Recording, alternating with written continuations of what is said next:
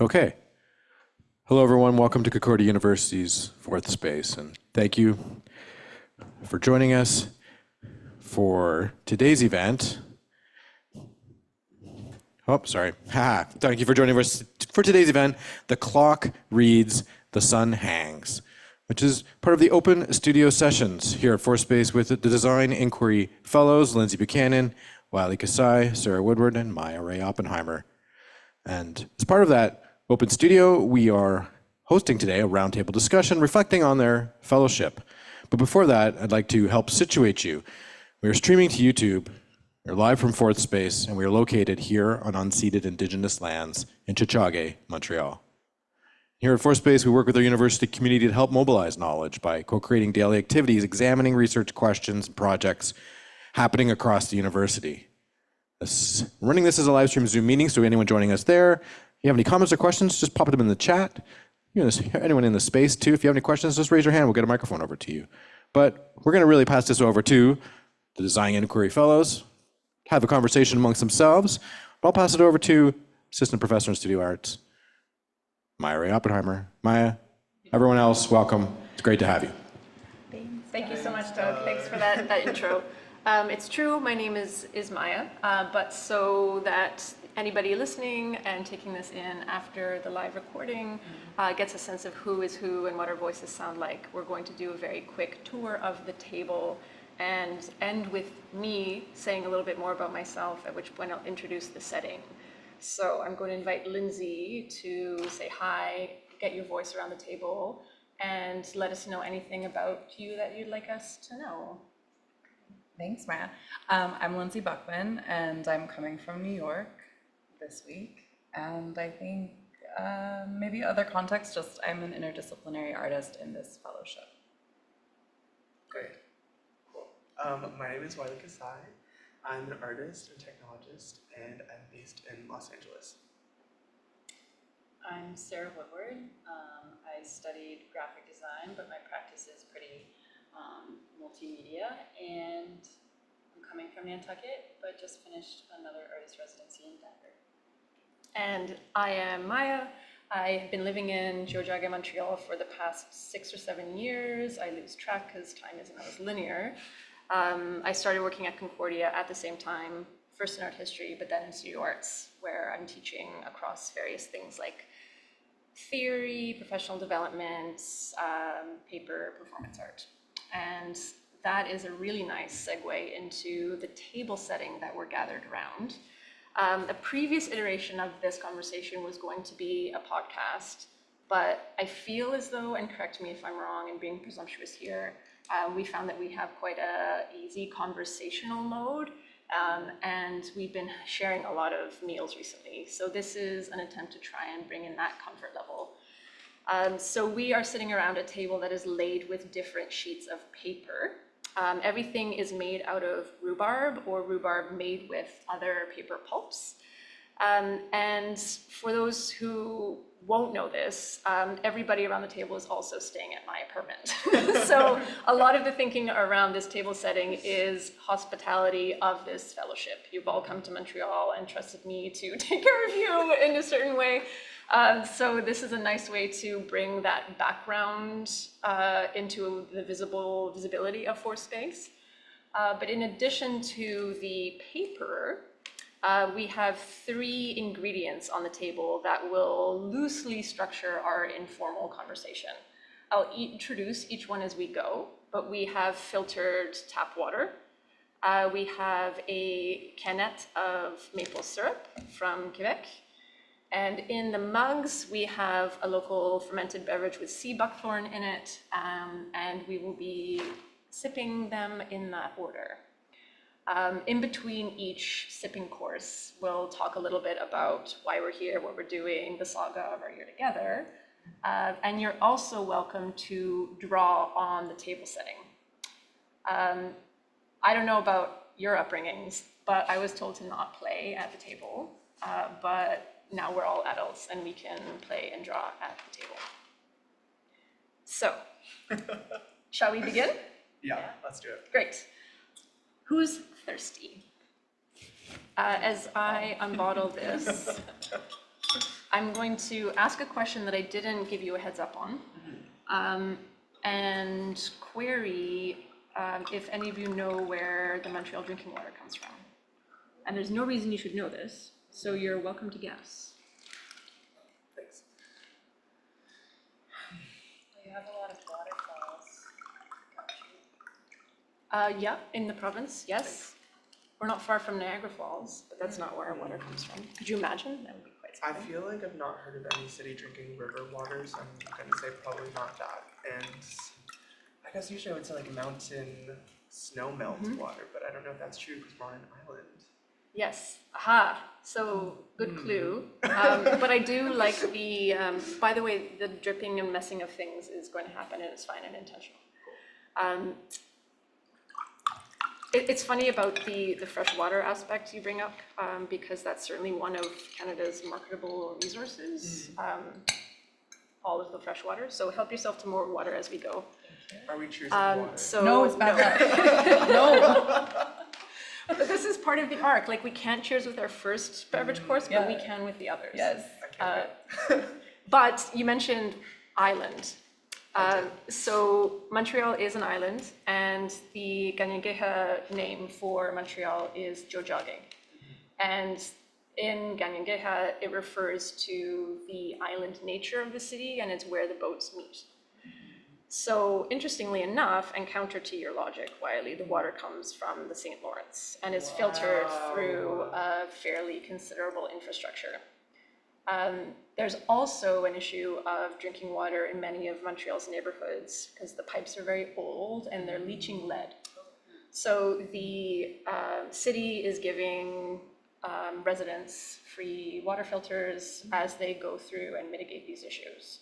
So you're here in June, you've seen a lot of the construction nonsense around the island. Part of that construction is maintenance and replacement of those pipes. So I thought that would be an interesting precursor around gathering and hydration and like staying in energy, but specifically gathering with that Indigenous reference to it being an island. It's an island gathering space because of its navigable waterways, and that's still where we get our drinking water from. And I'd love for that to be an invitation for us to go around the table and say a little bit about where you're from, but also why, like how we got here. Why are we here? Why do we know each other? Great. Maybe I'll take us with the water first. Delicious. Tastes lead-free. Does taste great. Cool. Should we go and Yeah. Yeah, Whatever feels comfortable. Go for it. okay. Well, I'm originally from rural Connecticut. So I grew up in a really small town. And then after that, I have been moving around to different cities. Since graduating from the University of Connecticut, I moved to New York City and then did a year in Italy and then back to Connecticut. And I just finished about a year in Denver. And actually something really similar in Denver is happening right now where the city is giving out water filters as they redo all the pipes, so that's interesting that you bring that up. In Denver, I started this artist residency. I had to like ask for letters of recommendation. And when I asked my professor from UConn to write me one, he suggested I apply for this fellowship that we're now all in. So I guess that's how I got connected with DesignInquiry. But throughout all of that, I've just become really interested in place and how these different environments that I've lived in have affected my work, and more on that later, I guess. Yeah. Cool. Okay. As I said in the intro, I'm from LA, Los Angeles. I've lived there my entire life, and I live there now, with the exception of 5 years to do college and grad school in New Hampshire. During that time, I met also a professor who introduced me to DesignInquiry and encouraged me to apply for this fellowship. So that is why I'm here now. And before you continue, Lindsay, maybe we can give a little bit of context of what DesignInquiry is. Yes. My understanding is it's a consortium of mostly US-based, but some UK professionals working in design, book arts, print, who come together in annual thematic discussions around making, thinking, teaching, Design practices. design practices. Yeah? Yeah. Nailed it. Great. I've been paying attention all year. Lovely. Yes. Okay. So yes, I also come from Southern California, from Orange County, and grown up in Orange County, really, but also spent a lot of time in LA. So Tongva and the Kashima territories. And I think the relationship to water is actually quite relevant because we are always in drought, as Wylie knows, in California. And so I've been on the East Coast for almost a decade. It's an interesting contrast as we are not in drought. And we often have, especially in New York, I'm based in New York, have kind of a surplus of water. But when I go home, where I spend a lot of time still, I'm always thinking about how when you wash your hands, you turn on the water for 2 seconds and you immediately turn it off. And you make sure your hands are sudsed without water, and then you use the water because of drought. So it's a practice that I think gets embedded, like people from California are either very water conscious or they are not. There's usually nothing in between. So either we're like really trying hard not to water plants or, be conservative about how we use water. So I think that awareness to land and place and ecological concern is pretty embedded in that side of the country because of the urgent need and the fear of lack of water and what's been going on in the Colorado River. Yeah. And I think it's with the Colorado River Basin, there's fear of communities being without water absolutely. or potable drinking water, Yes. which is also a regional disparity in Quebec. There's an illusion, I think, in Canada that it's resource rich, which it is in some capacities, but that's very contextually dependent. Right. So there are a lot of communities and some Indigenous communities that don't have potable water across the country. We get our electricity from Hudson's Bay, and that's impacted like the James Bay Cree Nation. So that's a good point about place and accessibility, which is something that we'll be returning to a lot this conversation. So we have been together in this fellowship for about a year, just under a year, and this is the first time that we've spent any sort of considerable in-person time together. So when we started this fellowship, we had a Zoom meeting in June, July? No, it was August, September. It was in September, thank you, yes. We did check in about this and I've already forgotten. It's September 2023. Before we Yeah, met we in did. real life. Yeah, Really briefly. yeah. We left such an impression on you. It was really nice. But it was a quick Zoom meet and greet before our invitation to London, which is how these fellowships are generally run. The fellows are invited to meet at the annual or an annual Design Inquiry Summit. Then we do some plotting together and figure out what the rest of our year will be. But what happened in London, everybody? How was London? What didn't happen? Half of us got COVID. Yes. And we're sequestered to the basement. Yes, we were sharing an apartment and half of us got COVID and we did a lot of communication through Signal chats. Yes, as we still do. As we still As we do. still do. Yeah. Interestingly, also linked to water, Thames runs through water and the drinking water is filtered water from the Thames. Oh. Yeah, so you can think about that in your I know, hindsight. It's like, why did I learning low-key drink so in London? much. Yeah. But what kind of conversations do you recall from London, those who weren't sick? And I guess I'm kind of outing the people who did or didn't get sick. But what are your like memories, moments, impressionable visuals from our time there? I think it's good that you brought up the Signal chat because I don't know if it's just the letterpress work that you had made after, which you should definitely talk about. That is a really strong visual for me from that time together. But I guess to clarify, so the residency that Design Inquiry put on in London was called Workaround. It was centered thinking about the different ways in which we approach problems or inconveniences and work around them with innovative solutions, as I think professional and unprofessional as they may be. Yeah. I think during that time it was interesting because for us most of our, I guess, assignment more or less for that time was to work together, figure out what we wanted to do for the year, start to frame and think about the year, Yeah. and plan for it. So when I approached residency, I didn't have any particular idea, I guess, to work on during that time. So without all of us working together, I guess I found myself a little bit lost initially, but ended up, I mean, me and Sarah had a good time, I guess. Yeah, it was interesting because that was a time where we were supposed to get to know each other in person, in real life, and it wound up being a lot of digital conversations anyways, honestly. Yeah. Which then, that's how we continued to meet for the rest of the year. Yeah. Yeah. So it's been really special to be here this week in person. Yeah. It was fun though. I mean, I think we did a lot of stuff with the Rezo. We had a dual cylinder Rezo, so that was fun to play with. Made some fun prints. Yeah, We like cut up a newspaper together. I did. I still have that newspaper You still have the clipping, yeah. Made some fun zine book print things. Participated a little bit in London Design Week. That was fun. Yeah.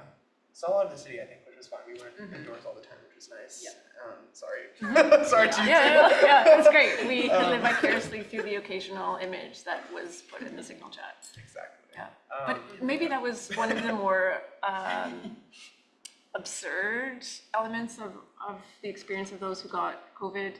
I will out myself as somebody who got sick and was watching the signal chat of people trying to communicate as you use Signal for. But the way or the location of where the residency hub was situated required a lot of logistical workarounds of somebody coming to open the door and fetch another person repeatedly. So from the perspective of being sick in the apartment, watching the signal chat, it just seemed like a continuous, is anybody there? Is anybody there? Can someone let me in? So this idea of trying to get into a conversation was repeatedly in my head when, of course, I was in a situation where I couldn't.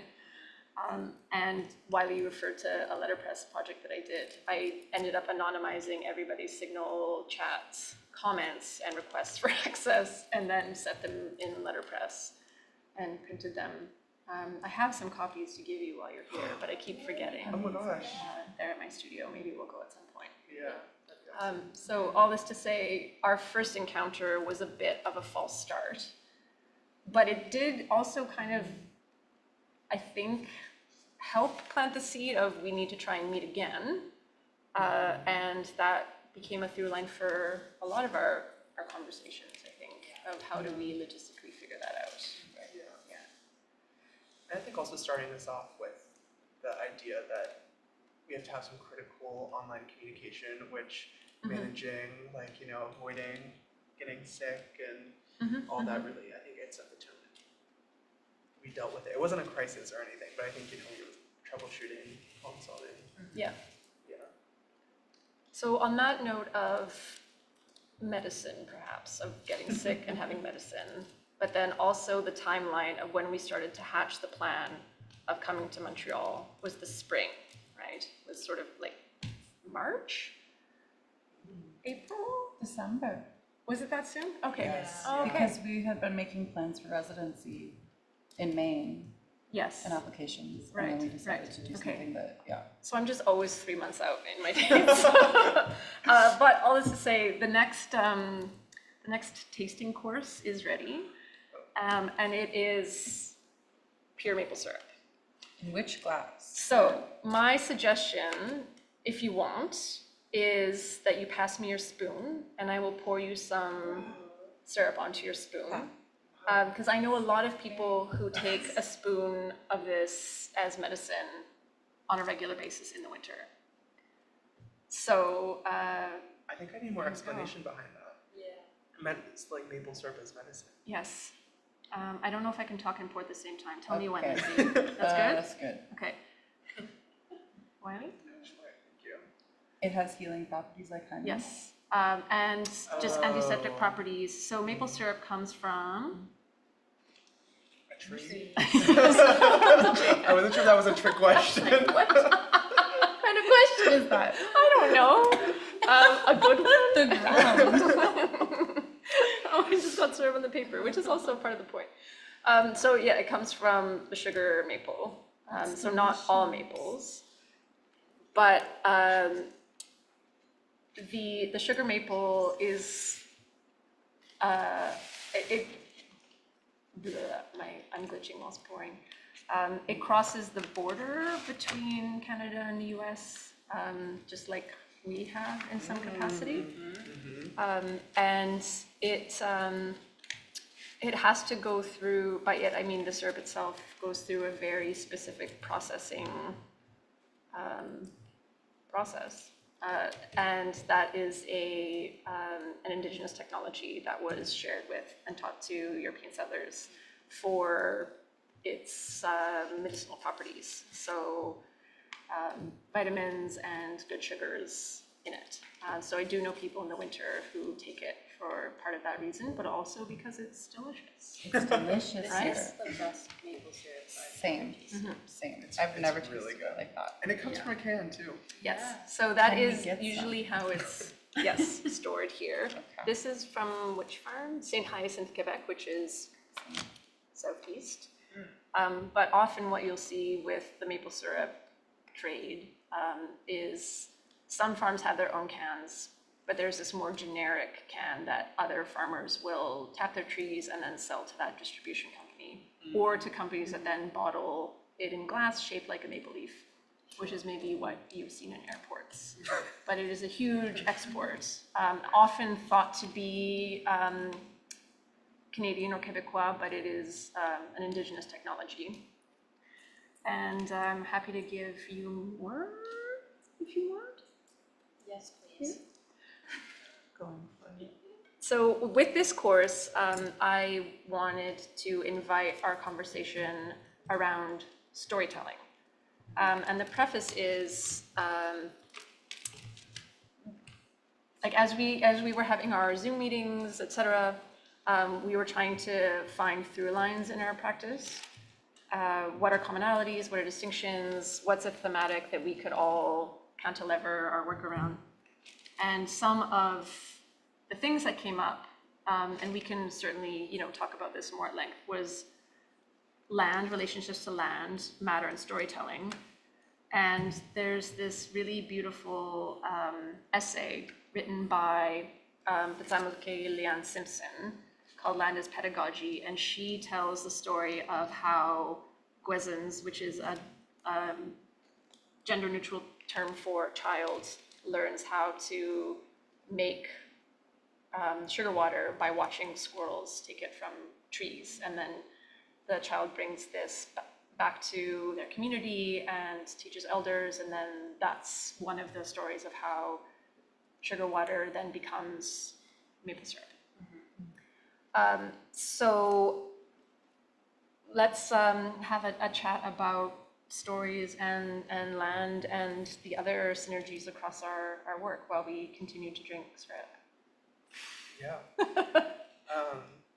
So I think maybe we can start by talking about the through lines that we were recognizing in our practices when we met together. So one of the first things we did as a group when we returned from London was trying to, I think, do the work we were hoping to do in London, which was getting to know each other, getting to know our practices a little bit better, starting with presentations that we did to each other about our practices, things that we had done in the past, things we were working on currently, maybe things we also wanted to do in the future, as a way to think about.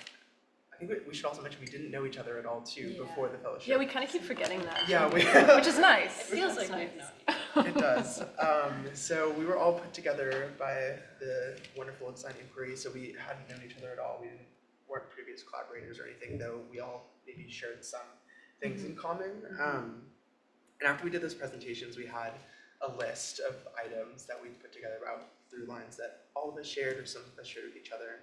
I think Sarah, you have it written down, so you want to read it? Share the list? Yeah, just to give it overview. Okay, so some of the things we talked about were location, place, experimental print process, environment, storytelling, translation across embodied experience, books and images as objects, dissemination of image, knowledge, and cultural work,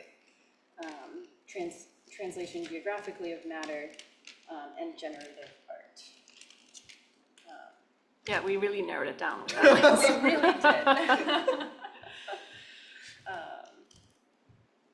Yeah, I think place is one thing that's been, we've really focused and narrowed in on a bit throughout this project. Yeah. How about we each talk a little bit about how place is factored into our work outside of this fellowship, and then how it's maybe unfolding within it, if that makes sense to do? Yeah, I can start as a place-based practitioner. Yeah. So place is a huge part of my work, both as an artist as well as a collaborator. I run an imprint, a publishing project in which most of the artists that I collaborate with and publish and work with are making place-based narrative. So often geography, the importance of one specific location, neighborhoods, communities, the way that place is often a context for understanding the meaning of a life, and the way that place can kind of function as a container, an archive, a vessel for unpacking one's identity. So social geography and the way that identity shows up and is defined within these kind of spheres. As an artist, I think too, all my work is about place. So some of the images that we're looking at that are in this space are from a past home. My work is often autobiographical, often right now autoethnographic, so specifically looking at the role of place within one's own biography in context with larger social histories and the way that those social histories frame place. So that's like one research project. A separate project is the one that's up here. That's more about the role of place in memory. So yeah, I don't think there's anything I do that place isn't kind of embedded within. And can I ask what your relationship is to materials, another thing that's on the list, or medium maybe? Like, at what point do you decide, oh, well, this is the medium that's going to host the story I'm telling you here? Yeah. Be it book, film. I think I go back and forth. Mediated imagery is like my angle, or like the kind of way in which I engage with imagery or image making. And I am a printmaker by training, so I often am coming from the intersection of print and lens-based media. Yeah. So print media, truly, like by discipline and definition. I work in film and video, and analog film, and analog photography, and digital photography, as well as all these printmaking methods. And I think as far as like determining when does one method override another, it's like I work across them. Yeah. And that's why I define my practice as interdisciplinary, is that I don't work conventionally within any one medium. I tend to work across media. An interest in like those particular methods for producing content. So I don't know that I don't have a clear as like why. I don't have an answer to your Maybe why. it sounds kind of intuitive. It's very intuitive. Yeah. It's super like Which is a why. Yeah, sort of. but it's not like a defined, like I don't go out with a plan to be like, this will be video, or this will be screen print, or this will be risograph. Usually there's just an overlap. All my images that exist in screen printing and printmaking and publication and risograph and writing also exist in video and vice versa. And often they're made from the stills of video or moving image that are then mediated through something else and reproduced, repositioned. Right. You have a sort of similar method, Wylie, I think, of working interdisciplinarily across things and back and forth and in between. Yeah. When you asked the question initially, I had to think really hard, and I'm glad you went first, and it gave me a lot of good vocabulary I could use to describe what I was thinking about. I don't know that I initially considered myself as an artist who talks about place or thinks about place very often prior to this residency. So I think when we'd written place down on our list, and I was like, oh, that's everyone but me. I'm not the person included in that. And then when I sit down and actually think about it a little bit more critically, I realized that's untrue. I think for me, the work that I do that's more analog and less to do with technology is the medium where that shows up the most. Like Lindsay also did printmaking in college, or like that's kind of what got me into doing art. And I think place is always just, for me, I don't know, not necessarily for everyone, but the most readily accessible topic to talk about. So especially in school when you're trying to turn over quick projects just to learn something, maybe more so than actually express an idea, it's just like fun to test by printing photos from a place, or printing maybe a little zine about like a trip you went on. So I think in that sense, place is accessible. But I would say, and maybe most relevant to the project, which we'll eventually talk about that we're doing here, is that at the end of my last year at the school that I was, which happened to be my master's program, I was taking a digital music class, which was really, really new for me. I was in a class with a bunch of very talented musicians. And I would say I didn't see myself as much of a composer, and I couldn't think of things that I wanted to nor have the skill to create. And I found myself turning to a lot of ambient noise and raw samples that I was using as source material for those projects. Were they the best projects ever? No, they were not. They were like my first foray into working with sound, and I'm still very new to it, so it's something I'm excited by and learning, definitely. But yeah, one of the projects that I did for that, I think it was the final project for that course, was kind of combining sound with a test. It was really a concept, like testing a conceptual idea, but taking printed photos from my time during those 5 years at my school, and taking audio samples and trying to combine them together so you could view the book, but also have this, I think it was 8-channel audio playing, and you could kind of navigate. There were 8 speakers. Yeah, it was really fun. I mean, the technology was crazy. And I took those samples and also some spoken word that I had written and recorded. And you could kind of use the book to navigate throughout the space, because the speakers also had the same images on them. And so, yeah, I think I was getting sentimental about leaving a place after being there for so long. And I used sound as that way to capture that beyond just image, or not even through video, although I could have considered that. And yeah, I think since then I've had a little bit of a bug for wanting to record audio of places I've visited, and I carry a recorder with me, and I have here, and yeah, it's been fun. I don't know that I have a great plan or large idea of where all that is going, but yeah, places showed up, I guess. That doesn't matter. Yeah. That's the end of that story, yeah.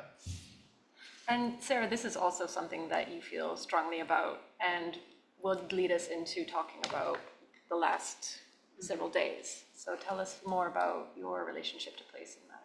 Yeah.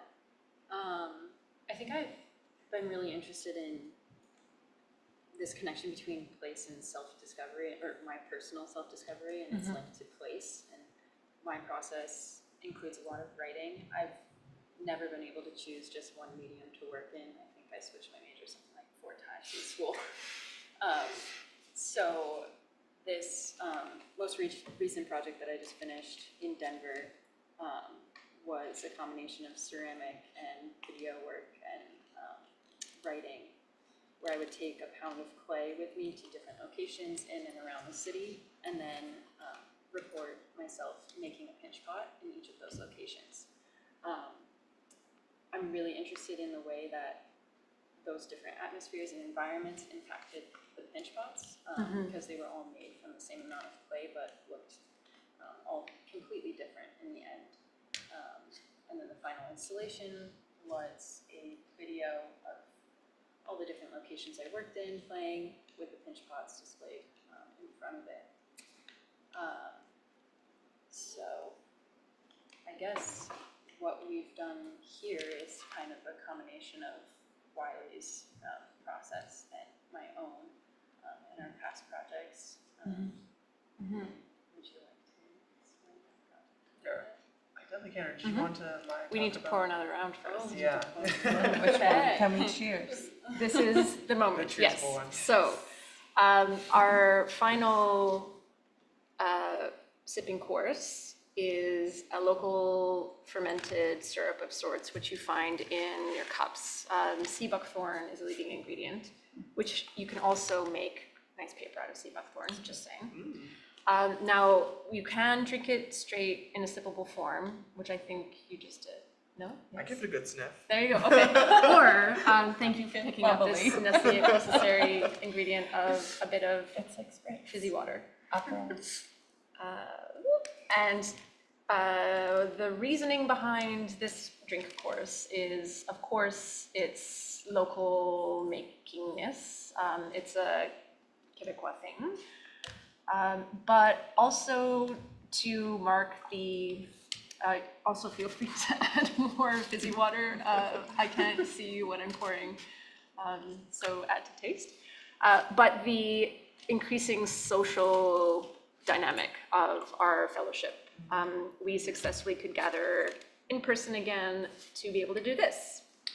Yay. Cheers, cheers. And thank you for hosting. Yes, My thank you pleasure. for hosting us. Thank you for trusting me to drink this. That's an acquired flavor. Yeah. So you don't have to finish it, or you can sip it slowly for the rest of your life. And it's a nice precursor to fill in what we've installed in this space in person together. So back to you all. Great. Maya, can I ask, can you talk a little bit about your relationship to place? Yeah. I can. Or are we not supposed to do that? No, that's fine. I just have like passed on from that conversation in my head. Then never mind. No, I mean, I guess it's maybe a bit implied in what we're doing. But I think a lot about plants, and I think through place with flora, and figuring out different ways to make paper based on what's going around me. Paper making is something that I've always done, but I've gotten more committed into it, I think, as an aging human who wants to do things more slowly and intentfully.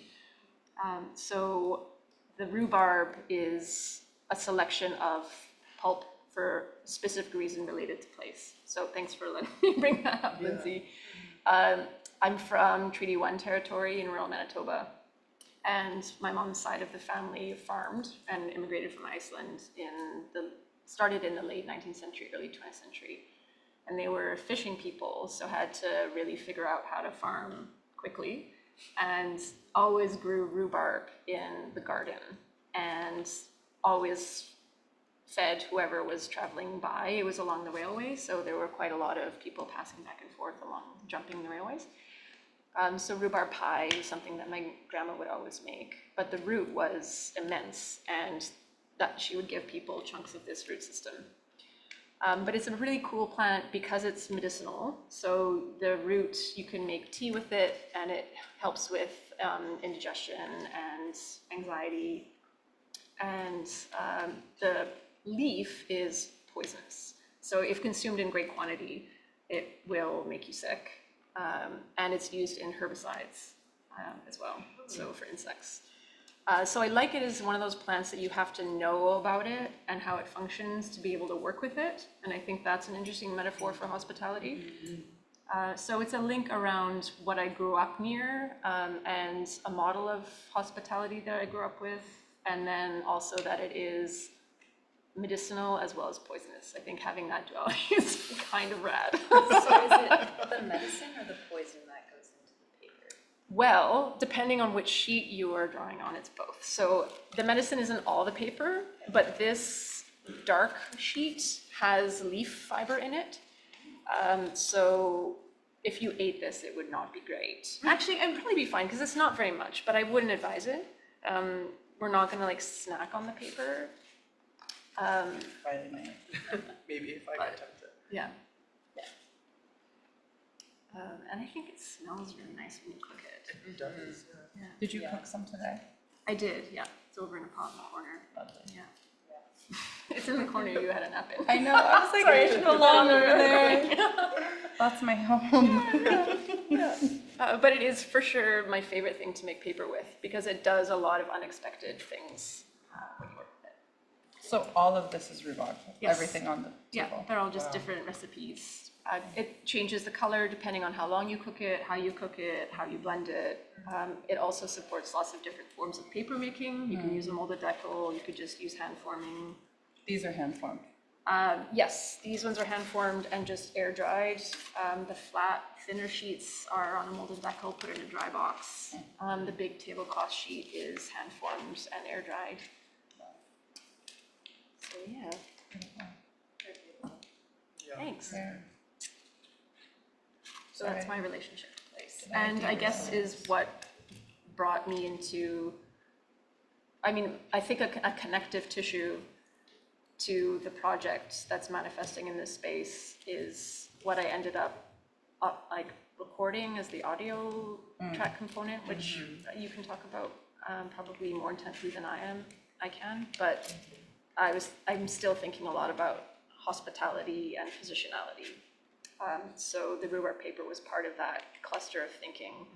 And then when Wylie and Sarah, you gave us, Lindsay and I, the brief to contribute to your invitational piece, that's where my sound recordings of hospitality, like cleaning my apartment for you to stay, thinking about like what's comfortable here, and then this place setting was for sure it, because I was welcoming you into this place and you're having a very particular experience of it that, for better or for worse, is kind of relying on me to a certain extent.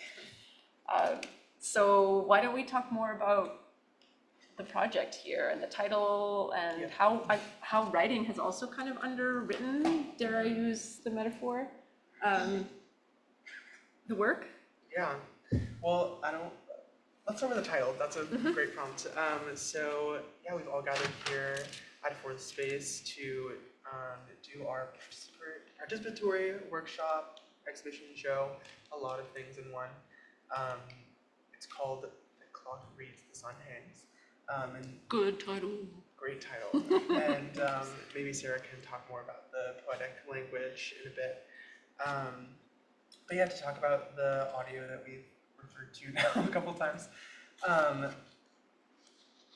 Sarah introduced her project earlier, where she talked about the pinch pots that she made in different locations around Denver and greater Colorado. And when it came to this project, or rather this show, we knew that we were going to come together and have this residency situation here.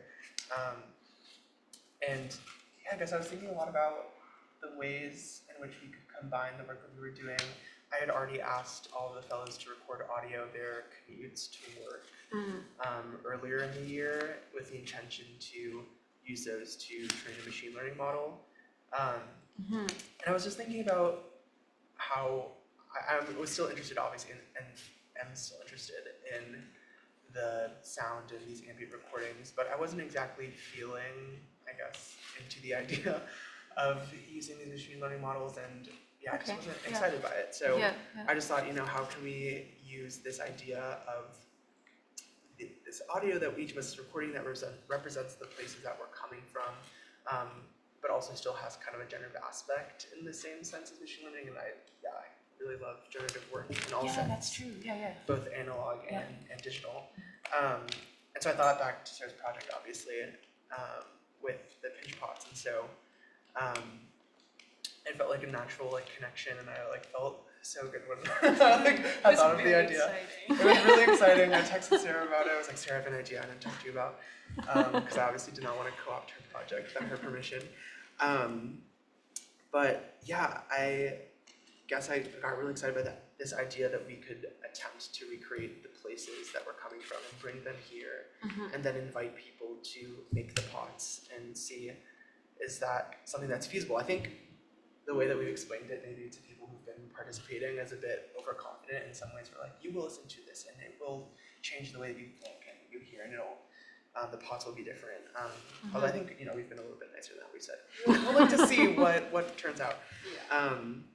But I think it's really just a test of concept and a proof that what happens when you bring in these audios and try to recreate a scene, and what happens when you give them to people? Can they really immerse in the audio? Is it enough, or is it something that you need to make a video for? Do you need to strap on a VR headset and really be immersed? I think there's a lot of questions that stem from this, the idea of this work, and I like how you explain it as a bit of an experiment too. So I guess in our experiment we have the independent variable, the locations, the dependent variable, the pots. And I guess our hypothesis is that the location will affect how the pots come out. Yeah, and I think measuring or just wondering like if it does, like what sorts of changes do we see? Like do we see that there's textural differences or like structural differences? And yeah, it's been interesting to see people do that experiment and lean into it and work hands-on with the clay in the tactile sense, which I know really excites you. Yeah. Yeah, I think that's one of my favorite parts of the project is seeing how people engage with the clay and how they interpret our instructions. In each audio recording, we give a little intro, a couple of basic steps on how to create a pinch pot. So it's been really fun to see how all of those different pinch pots turn out. And Yeah. What have you noticed over the course of people coming in and participating? Not just pot-wise, but Yeah. like in their bodies. some people are a lot more hesitant, and they'll take their time and look at the video that we've created as like an example of how to make a pinch pot. Other people will come in with a very clear idea of what they want to make right off the bat. But it's cool to see people kind of like put the headphones on and really like, you can almost feel them quiet down and Yeah. it's like a very introspective moment, I think, even though Yes. they're listening Yeah. to audio recordings that we've taken from different places. But Yeah, and speaking of place, maybe particularly because of the corner we're situated on in a very downtown space, and people are walking by to go do a thing and not expecting necessarily an intervention where their senses are engaged in an introspective way.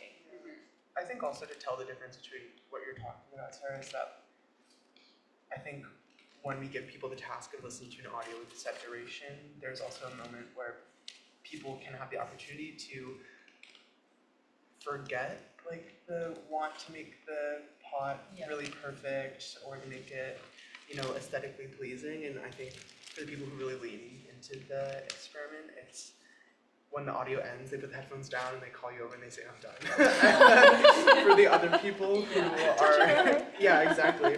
And for the people maybe who are not necessarily they're not into the audio, they're not immersed. It's more of like they continue working on the pot, they're smoothing out the edges after the audio ends. Yeah. I think for that experience, they're more focused on like, oh, I just like had these artists approach me and ask me to make a pot, and like if I show them a bad pot, like they're gonna think that I'm bad at this. I'm like, no, like that's not at all what we're trying to do. I mean, my sample pinch pot did not turn out very good either. So. Yeah, but that's relative. Yeah. What does that even mean? Yeah, definitely. But I think, yeah, it's been interesting to see people do it, and I think most people, even outside of the experiment, are just excited to do something tactile, and a lot of people are just like, oh, thanks so much, like I'm so glad I got to work with this and have fun, basically, and play with the clay. Yeah. So even without this serious conceptual aspect, there is something nice about being able to come into the space and, like you're saying, maybe interrupt people's day in a positive way when they feel really busy or they don't have time for our like playful nonsense or whatever they may feel about it. But yeah, it has been nice in that sense. yeah, I really like this evolution of the project too. Like when I was working in Denver, I had a lot of people come up to me who were really curious when I was working in a public space and ask about the project, and I always wished I had like an extra ball of clay to hand them. So it's been really nice to have people walk in and engage in the process. So really nice.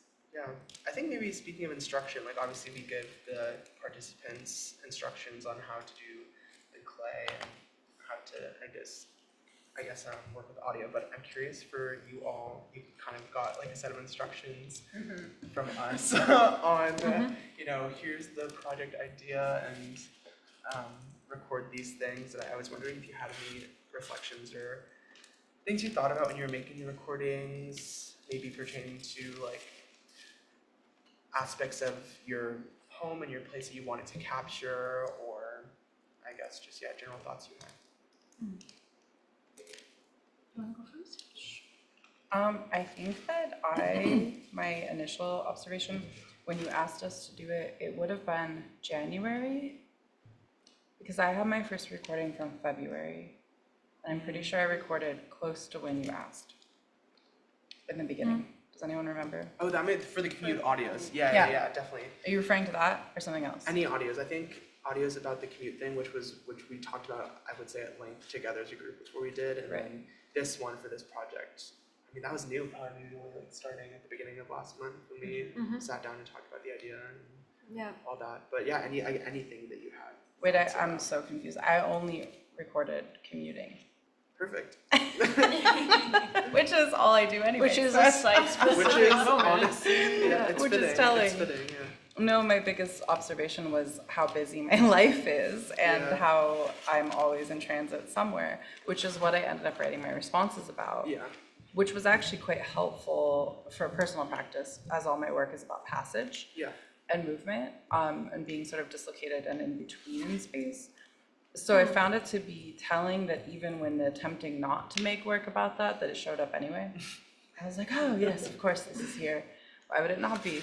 But I also found it like a little bit meditative to have to reflect on something that I did for someone else that was outside of my publishing practice, because so often when I'm working with people, I'm working for like a very specific output Yeah. that's much more constrained. And I think in this model, it was like, first it was machine learning, we were going to have them translated more algorithmically, then it was something else, and it was like, we're doing this interaction with the public, that it was, I almost in the end, I did my last recordings and didn't think that much about them. I just recorded, and also recorded poorly. So you basically got like 3 audios that are indecipherable. And then I had to be like, what are these even about? And so then I had to go back to my calendar to look at like, where was I on that day? And the things I wrote about were that. So like having to look at the date and being like, I was in 4 different locations across 3 different states during these times. Yeah. And so I like appreciated that that's what you asked us for, because it's a kind of forced reflection as well. So for busy people, sometimes that's good. But yeah, Maya, what did you think of that? Yeah, similarly, it forced me into immediate reflection, I think, not only just to select where I chose to record, but then writing about it. So the way I approached the brief from you both was to do the audio recordings and then think about a language that would go between them, which was our original plan for the recording. But then we ended up keeping that writing for an alternative caption, which are in small zines around the space. But I found the writing about the sound surprisingly enjoyable. Usually I write first and then work in other mediums because I'm obsessive about language at times. So I'm an avid journaler and I keep studio notebooks and I write as a process of thinking through. So to then just make the thing, partly I did it first like for logistical reasons because I just wanted to get this done because I was worried about Wylie being like, where's the stuff? And so then I had this suite of sound bites of me cleaning, doing laundry, my street, and then writing about it helped me crystallize all these things that I was talking about earlier, vis-a-vis hospitality, class perceptions, gender, time. So I'm for sure gonna keep doing that. And I'm not a big audio recorder. I'm always listening to audio, voice, radio, documentary music, but I don't generate it so much. So this might be an interesting byproduct in my practice that I start to think about more. So I'm grateful for that. Yeah. And I might mess around with that with some of my students who also, I mean, we often, I think, have strong feelings about writing and what's good writing or not. And if you interject a prompt like this, it can just push you into a space of, oh, well, this is weird and out of my control, so I'll just do the thing. And I really appreciate that kind of invitation. So I'm not surprised to hear what you're observing about members of the public coming in, maybe initially being uncomfortable or uncertain, especially if they're not accustomed to working with clay or making on the spot. But then once you're in the thing and you have a certain amount of guidance and stewardship, you're able to just play a little. Yeah. And I really, really love those kinds of invitations. Yeah. I think they're a beautiful generosity. I guess, Sarah, maybe you want to talk a little bit about like where the title of the show comes from and the poem that you've written? Sure. Yeah, so I think we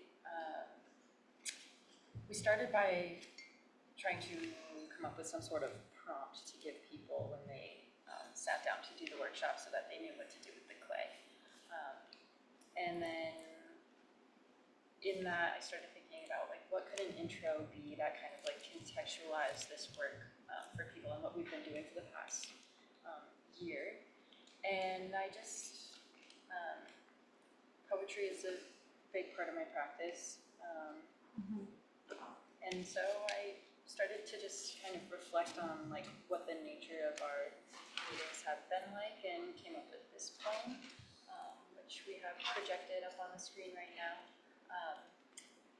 And should I read it? Yeah, please. Okay. Twist my arm. The poem says, "The sun hangs at different heights in our skies as we contemplate the distance between us. The clock reads 10 in New York and Montreal, 8 in Denver, 7 in LA. We are used to this dance by now, coordinating times to meet between sleep, work, and play. We met only once in London, sharing but a few days together. Here, designers and artists from 4 cities will converge in Montreal." And so that poem is where we got the title from. The clock reads, the sun hangs. And yeah, just reflecting on how we've been able to do this project from 4 very different places. And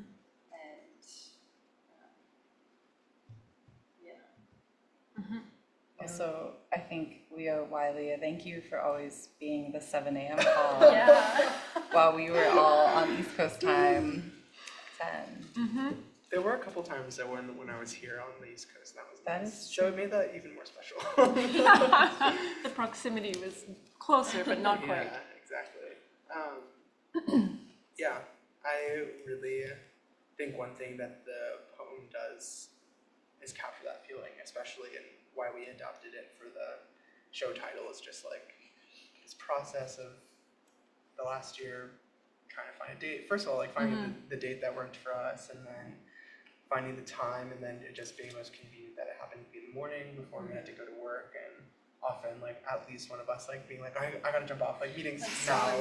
On Zoom, on their commute. Yeah. Always. Yeah. Someone always on like some kind of Yeah. commute on the call. Yeah. Or low-key forgetting. Yeah, sleeping. Yeah. I think when you were on the bus one time for your commutes, like I think what helped me think of like the inspiration for the recording the commutes.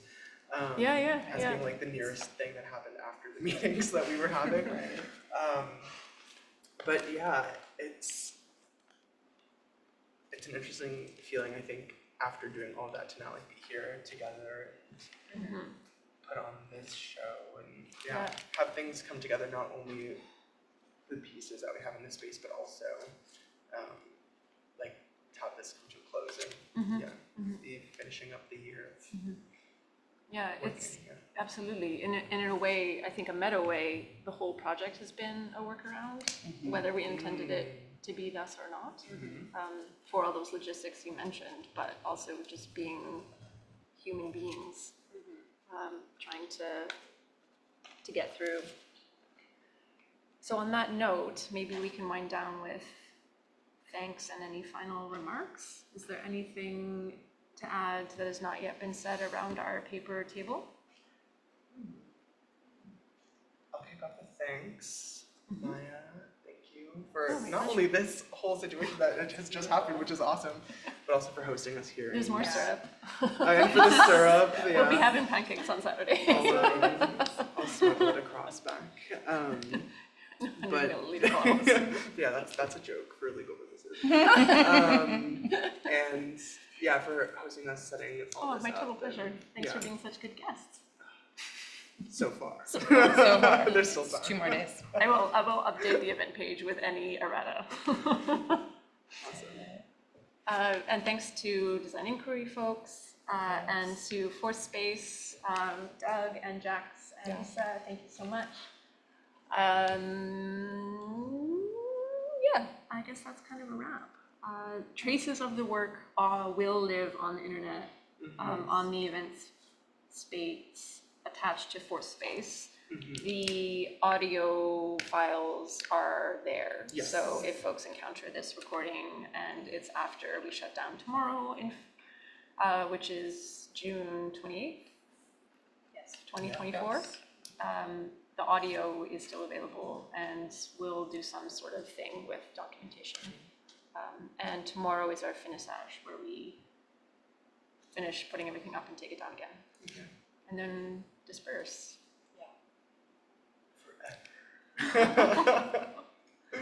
Atrophy. Yeah, the internet is forever. Internet is forever. There we go. Yes, it'll be out there somewhere. Good. Lovely. Thank you, Maya, for hosting. Thank you for Space, Design Inquiry, Sarah for titling our show, and everyone for coming in person and virtual. Thank you. All right, thank you, everyone. Oh, yeah. Thanks, Open Studio, for the Design Inquiry Fellows. Thanks, Lindsay, Wylie, Sarah, Maya, for coming into Force Space and activating this conversation. Thanks for everyone coming into the space, too, to listen in. Those of you online, we're going to be closing up the Zoom and live stream now. Just reminding you, this remains available on our YouTube channel. Visit it, share, subscribe, all that. I don't know. Anyhow, we'll see you tomorrow for the finissage. We're packing some things up, and we invite everyone to come back. Thanks again. Have a great afternoon.